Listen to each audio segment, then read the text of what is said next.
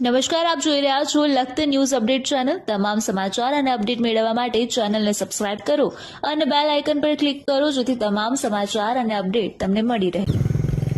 લખતર ગામની અંદર આ ભ્રષ્ટાચારનો બોરિંગ આપણને નજર સામે દેખાઈ રહ્યો છે અને લખતર તાલુકાની અંદર જે ભ્રષ્ટાચાર ફૂલી ફાલી રહ્યો છે તે અને હાલની અંદર જે શાસક પક્ષ છે તેને જો સીટોની ખોટ આવે અને જો શાસક પક્ષના ઉમેદવારો હારશે તો તેના માટે ફક્ત અને ફક્ત જવાબદાર સુરનગર જિલ્લાના અધિકારીઓ રહે છે, કારણ કે તેમની જે નીતિ છે કે ભ્રષ્ટાચારીઓ બચાવો રૂપિયા બનાવો એ નીતિ છે તે તેમને નડશે, તે શાસક પક્ષને નડશે। હાલની અંદર આજે 2 કરોડની પાઇપલાઇન છે તે ફેલ છે।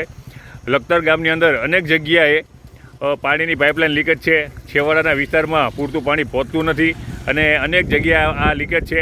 હાલની અંદર અડધા કિલોમીટરની અંદર 2 જગ્યાએ તે લીકેજ છે અને આ અંગે રાજ્ય સ્વાગત એટલે કે મુખ્યમંત્રી કાર્યાલય સુધી લેખિતમાં રજૂઆત કરવા છતાં આ રાજકારણીઓના પેટનું પાણી હલતું નથી। હાલની અંદર જિલ્લા પંચાયત તાલુકા પંચાયતની ચૂંટણી ચાલુ છે, 26 તારીખે મતદાન છે, ત્યારે રાજકીય પક્ષોના નેતાઓને લખતરની સમસ્યા દેખાતી નથી, તેમને તો ફક્ત મતદાર જ દેખાય છે અને તેમને તો ફક્ત મત જ લેવા છે। મત લઈ અને તેઓને 5 વર્ષ સુધી પછી કોઈને દેખાવું નથી।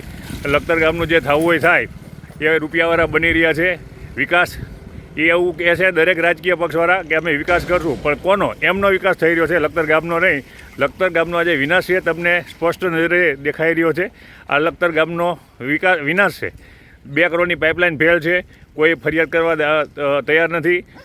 ગુજરાત રાજ્યના જ મહીસાગર જિલ્લાની અંદર આશરે 151 જણા સામે ફરિયાદ કરવામાં આવેલી છે, પરંતુ લખતર ગામ જાણે પાકિસ્તાનમાં આવેલું હોય તેવો સરકારના અધિકારીઓનો અભિગમ છે અને તેઓ ફરિયાદ દાખલ કરવા તૈયાર નથી।